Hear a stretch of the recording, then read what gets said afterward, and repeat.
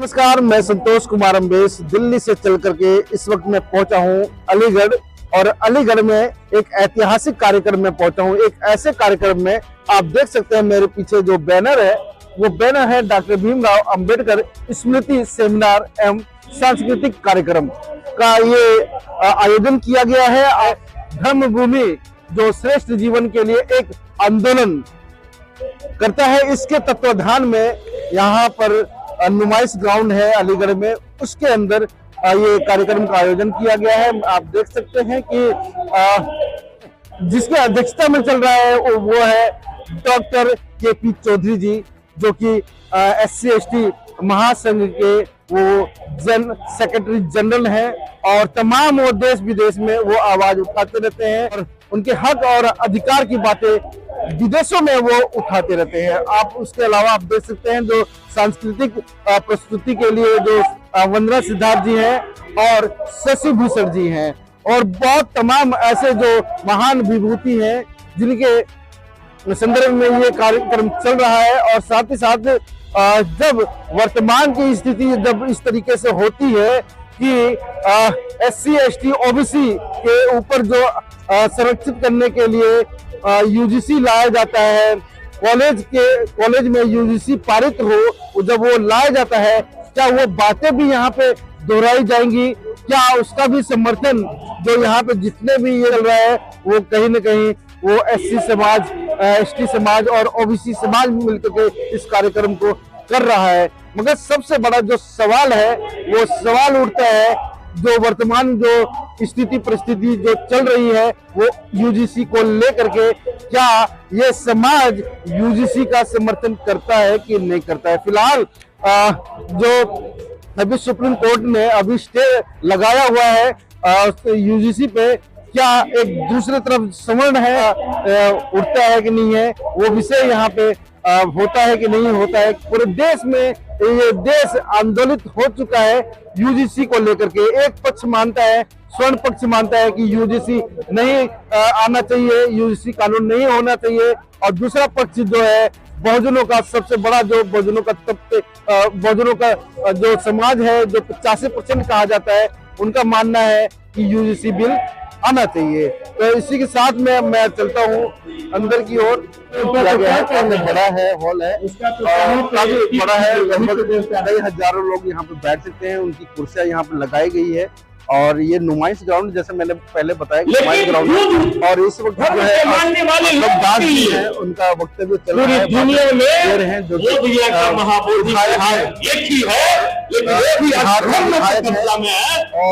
वो बहुत की बातें जो वो कर रहे हैं। और जैसे तमाम आप देख सकते हैं जितने भी लोग हैं यहाँ आसपास के वो यहाँ पे इस प्रांगण में मौजूद है। आप देख सकते हैं कि ये बड़ा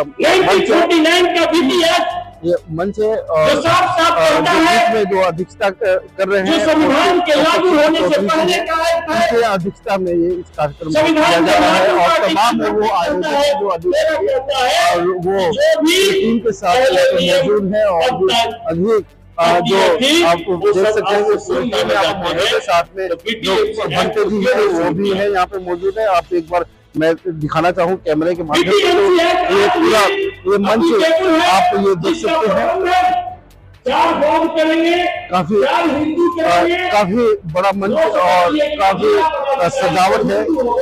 और इसकी एक खासियत है कि इस हॉल में आप यहाँ पे देख सकते हैं कि काफी लोग बैठे हुए हैं और वही लोग बैठे हुए हैं जो नेतृत्व करते हैं SC/ST OBC के नेतृत्व करते हैं, वही लोग बैठे हुए हैं। और काफी अहम भूमिका है जब ये बात अगर बड़े पटल पे जाती है। अगर जो मैंने सब्जेक्ट मैंने बताया था, क्या वो सब्जेक्ट UGC का भी यहाँ पे तो वो मुद्दा भी यहाँ पे घेराया जाएगा, याद किया जाएगा, क्या समर्थन की बातें होगी, वो तमाम खबरों के लिए आप बने रहे। मैं संतोष कुमार अम्बेश। बाबा साहब अम्बेडकर अमर हैं, अमर हैं, अमर हैं। बाबा साहब अम्बेडकर अमर हैं, अमर हैं, अमर हैं। मेरे 40 साल के सामाजिक जीवन में पहले तो मैं धन्यवाद करता हूँ अपने अलंकार बौद्ध जी को कि मेरा देश और विदेश में पूरा 40 साल का जो समाज, ये वो धरती अलीगढ़ की जिसे पीपी मौर्य ने पहली बार लोकसभा का सांसद बनाया। ये बात सही है? ये वही धरती अलीगढ़। एक ऐसा नेता दिया अलीगढ़ ने हमारे समाज को पीपी मौर्य के रूप में। जोरदार ताली इस बात के लिए हो जाए। देखिए, आज 14 अक्टूबर बाबा साहब अंबेडकर और बौद्ध धर्म की स्वीकारिता। हिंदू धर्म में पैदा होना मेरे बस की बात नहीं थी।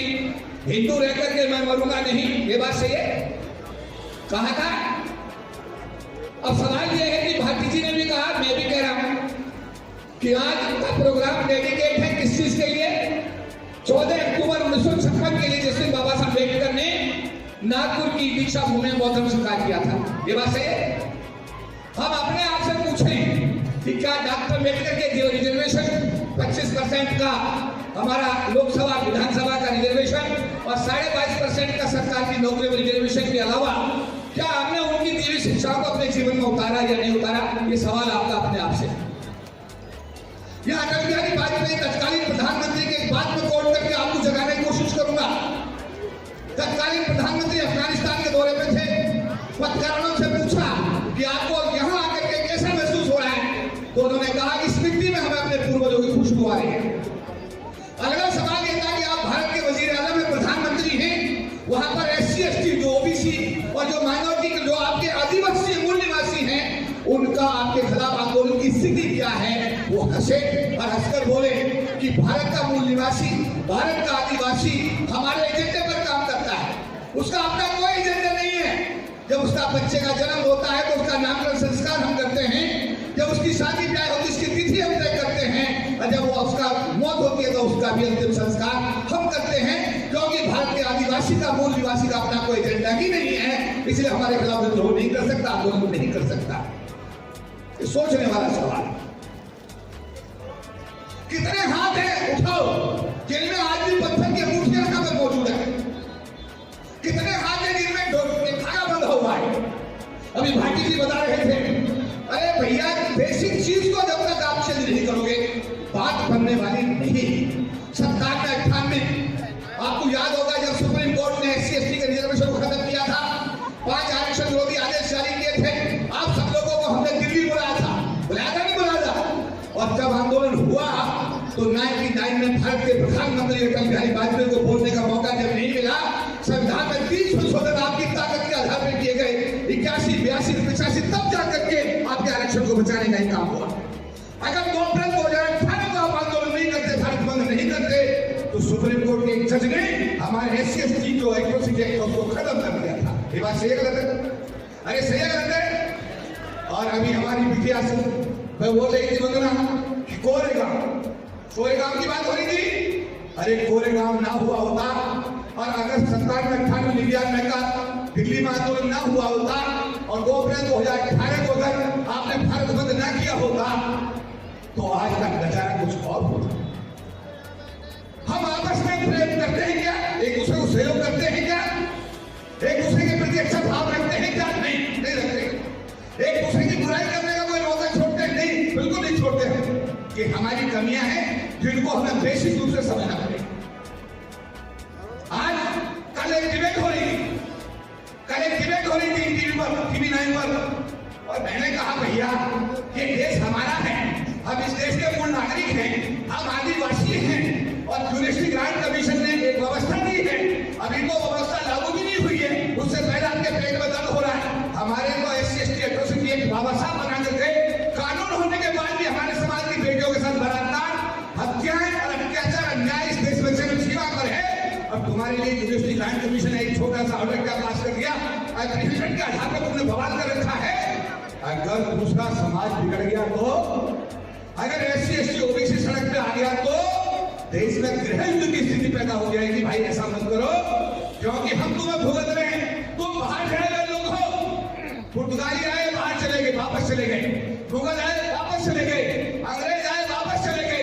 अरे भैया ये इंटरेस्ट कहता आप भी बाहर से आए हुए हो और अपनी जाने की डेट तो बताओ, आप बाहर से कब जा रहे हो छोड़ करके? बात को समझ में नहीं आई। जब तक प्रहार सीधा नहीं होगा, जब तक प्रहार सीधा नहीं होगा, जब तक बात बराबर की नहीं होगी, तब तक अत्याचार अन्याय से पीछा कटने वाला नहीं है। मुझे अभी टोरंटो बुलाया गया है पिछले महीने, विषय था विश्व को जाति मुक्त कैसे बनाया जाए। मुझे मुख्य वक्ता उसमें रखा गया।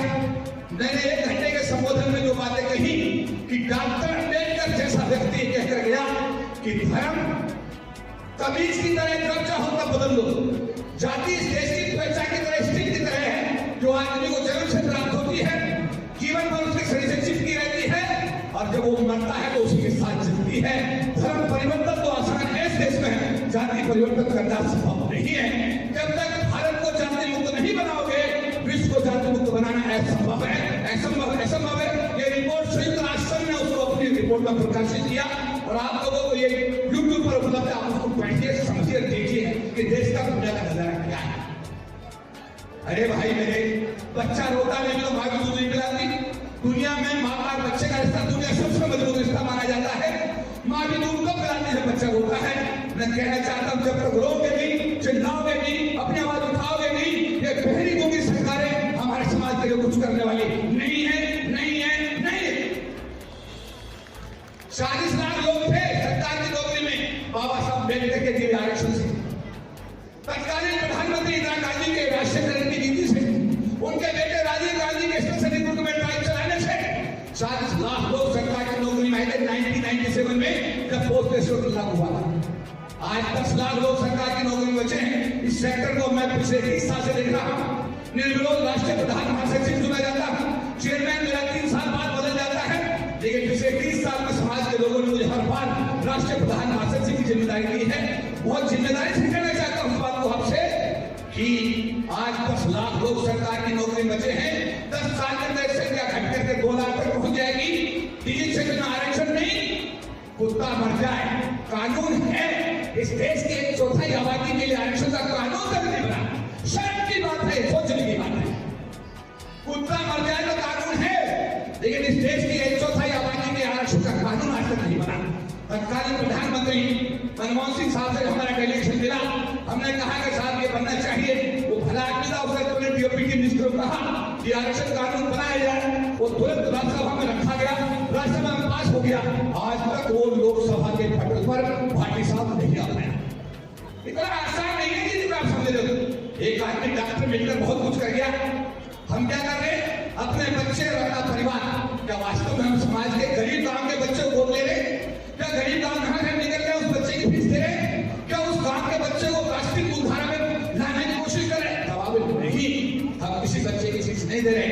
डॉक्टर अम्बेडकर अगर लंदन की स्कूल में प्रोफेसर बन गए होते, अगर वो अमेरिका में जब पढ़ रहे थे वहां प्रोफेसर बन गए होते, इंडिया ना आए होते, हमारे लिए काम अगर उन्होंने किया होता तो क्या एक भी आदमी सरकार की नौकरी पाता, एक भी आदमी सांसद बनता? अभी हमारे भाई कह रहे थे कोई भी एमएलए कि मुझे फलाने आदमी ने एमएलए बना। मैंने कहा उसने नहीं बनाया, आपको बाबा साहब अम्बेडकर के 25% के आरक्षण ने लोकसभा विधानसभा में देकर के उसने आपको एमएलए बनाया।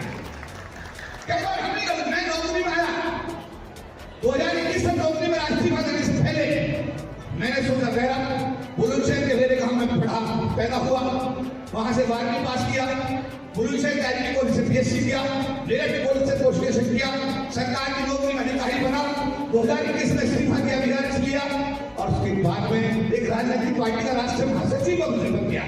वहां जाकर देखा नहीं, यहाँ तो बहुत बुरा है, यहाँ तो बिल्कुल मामला खराब है। डॉक्टर अम्बेडकर के प्रति सम्मान 0, SC/ST समाज के प्रति सम्मान 0। अगर ऐसा होता तो डॉक्टर अम्बेडकर कानून मंत्री से इस्तीफा दे करके बौद्ध धर्म का रास्ता अख्तियार करके समाज को जगह करने का काम नहीं करते। समाज की असली ताकत राजनीति में नहीं है भैया, वो तो हमारी बहन मायावती 4 बार मुख्यमंत्री बनी है। हम अपनी सरकार जब तक नहीं बनाएंगे, अपनी सरकार, फिर मैं कहना चाह रहा हूं अपनी सरकार से समझ रहे हो, जब तक अपनी सरकार नहीं बनाओगे तब तक भैया ऐसे ही जो हो रहा है गेट के अंदर कोई शुरू का IAS IPS नहीं कीजिए, क्या मान सम्मान मिल रहा है ना? इस पे विचार करो, इस पे भी चिंतन करो, मंथन करो। अगर करोगे तो शायद हो सकता है वो रास्ता ठीक है। करान देश में आपका एक कार्यालय है, 4000 स्क्वायर फीट में समाज को डेडिकेट है। 2 हॉल है, उसमें 150 लोगों का, 100 लोगों का। जस्टिस केजरीवाल मिशन भारत के पूर्व chief justice of India her Sunday law की क्लास लेने के लिए वो आते हैं। समाज के हर आदमी को फ्री ऑफ कॉस्ट दिया जाता है। वहां से समाज की कई नई दिशा निकालने की कोशिश होती है। मेरा अनुरोध है आप लोगों से, जो बच्चे लॉ कर रहे हैं वो जस्टिस केजरीवाल मिशन की क्लास में भेजो। हर साल 20-25 बच्चे जो बना करके समाज को मजबूत करने का काम कर रहे हैं। एक गांव के बच्चे को बोलते हो उसकी फीस दे दो, इससे अम्बेडकरवाद को जीवन में हकीकत में अगर उतार दो। भारत का प्रेसिडेंट प्रथम नागरिक होता है। प्रेसिडेंट क्या होता है? प्रथम नागरिक होता है। लेकिन क्या भारत के प्रेसिडेंट की बहन कोविंद जी हमारे अच्छे मित्र हैं? और अब दूसरी हमारे समाज की एसटी समाज की बेटी हमारी राष्ट्रपति, क्या राष्ट्रपति का क्या स्टेटस है जरा बताइए मुझे। जब इस देश में राष्ट्रपति अपनी मर्जी से कोई डिसीजन नहीं कर सकता तो राष्ट्रपति से बड़ा कोई है? तो फिर हम आपस में जब बात करते हैं क्या कहते हैं, तू मेरे सामने है क्या? मैं उससे पूछता हूँ पहले तू तो बता तू क्या है। अरे तू तो बता तू क्या है। अरे भाई आपस में प्यार करो, एक दूसरे को सहयोग करो। गांव में अगर किसी लड़की किसी लड़के के साथ चली जाती है, हंसकर हम लोग बड़े तसल्ली लेते हैं उसकी लड़की भाग गई। अरे वो उसकी लड़की नहीं, समाज की बेटी गई है, हम सबकी बदनामी है, उसे अपनी बेटी मानिए, आप उसकी तस्वीर मत लीजिए। कल आपके साथ अगर ऐसा होगा तो आपको बड़ा दुख होगा। मैं 40 साल से सोशल रिफॉर्म पर काम कर रहा हूं। 5 आरक्षण विरोधी आदेशों को वापस कराने में एक सांसद हमारे थे 2 अप्रैल 2018 को। हम लोग दिल्ली में जब 2 अप्रैल भारत को लीड कर रहे थे, उस गोपालगंज के सांसद थे बीजेपी के, वो मंच पर आकर हमने पूछा भाई साहब आपने SC/ST के समाज के बारे में आवाज उठाई? अगर नहीं भाई साहब मुझसे नहीं उठाई। हमारी आदत है जो समाज के समर्पित आज उसका सम्मान करो, मान करो। अभी हम बुद्ध विहार गए थे, थोड़े दिन पहले बुद्ध विहार में थे। बुद्ध विहार अलीगढ़ के बुद्ध विहार के लिए 1 लाख रुपए का आर्थिक सहयोग। अभी हम बुलंदशहर गए थे, वहां के बुद्ध विहार के लिए भी हमने 45,000 रुपया दिया। अभी गया के बुद्ध विहार के लिए हमने 1 लाख रुपया। हमारा गांव जिसका मैं रहने वाला हूँ, वहां पर जो अपना अम्बेडकर उसके लिए 1 लाख रुपया। एक गजौला गांव है, उसकी मूर्ति के लिए 50,000 रुपया। एक जाड़ौल गांव है, वहां की मूर्ति के लिए धामी जो होता है, और कोई बच्चा फीस के लिए आता है की उसके जीवन को उतारो। प्यार करो, मैं फिर कह रहा हूं, प्यार करो, प्यार करो, प्यार करो। लास्ट में एक बार रवीश कुमार जी एक टीवी चैनल का उद्घाटन करने आए। समाज के सभी मंत्री, सभी वहां पर जो है बड़े बड़े लोग वहां पर मौजूद थे। उनको निवेदन किया गया रवीश को आप अपनी बात रखिए। रवीश कुमार जी ने कहा नहीं रखूंगा। बड़ी मुश्किल से तैयार किया। उन्होंने कहा कि मैं कहूंगा तुम सुनोगे। बात मानी गई। उन्होंने पूछा तुमसे बड़ा नालायक समाज दुनिया में कोई दूसरा नहीं है। तुम मेरा एनडीटीवी क्यों देखते हो? ये मैं आपसे 15 साल पुरानी बात बता रहा हूं, आज की नहीं बता रहा हूं। तुम्हारे बारे में कोई बात होती है टीवी पर? नहीं। सारी बात तुम्हारे खिलाफ होती है? हाँ जी। जैसे तुम टीवी ऑन करते हो, मुझे TRP में करोड़ों रुपए मिलता है और तुम ऐसे को आपके खिलाफ इस्तेमाल करता हो। तो भाई मेरे, आप ये क्यों टीवी देखते हो? मेरा कहना है ये टीवी छोड़ो, बाबा साहब का लिटरेचर लाओ, उसे पढ़ो, अपने घरों में बच्चों को पढ़ाओ, अम्बेडकरवाद को मजबूत करो, भाईचारा बढ़ाओ। और नहीं तो आने वाला समय बड़ा कठिन है जी। सरकार निजी क्षेत्र में लाई, रोज की चीजें कर रही है। क्या निजी क्षेत्र में आरक्षण नहीं होना चाहिए? मैं आपसे पूछता हूँ, अगर सरकार की मजबूरी है निजी क्षेत्र लाना, तो क्या निजी क्षेत्र में आरक्षण के माध्यम से इस गरीब तबके को नौकरी देना सरकार की आवश्यकता होनी चाहिए? होनी चाहिए। अरे बोलो हाथ लगाकर होनी चाहिए, हाथ लगाकर होनी चाहिए। क्या सरकार इस समय कोई भेद कर रही है? इसके लिए आपको बोलेगा 97 में 98 का आंदोलन या 2 अप्रैल का भारत बंद, उसके लिए तैयार हो? अरे तैयार हो? तैयार होना पड़ेगा, तैयार होना पड़ेगा। और नहीं तो आने वाले दिनों में आप कल्पना नहीं करेंगे। अगर 29 के मामला ऐसी आगे बढ़ता चला गया तो मैं एक सोशल रिफॉर्मर के रूप में बता के जा रहा हूँ, बड़ा कठिन होगा इस देश के शुरू का सर्वाइवल देश के अंदर अपनी संपत्ति बचाना, अपनी बहू बेटियों की इज्जत बचाना, अपने आप को बचाना एक कठिन कार्य है। और जब हम इकट्ठे होकर के उत्तर प्रदेश की स्पष्ट बहुमत की सरकार एक बार बना सकते हैं, तो मैं आपसे पूछना चाहता हूं कि 2027 में क्यों नहीं बनी सी सरकार आती? अरे हाथ उठा के बताओ, बनाओगे? धन्यवाद।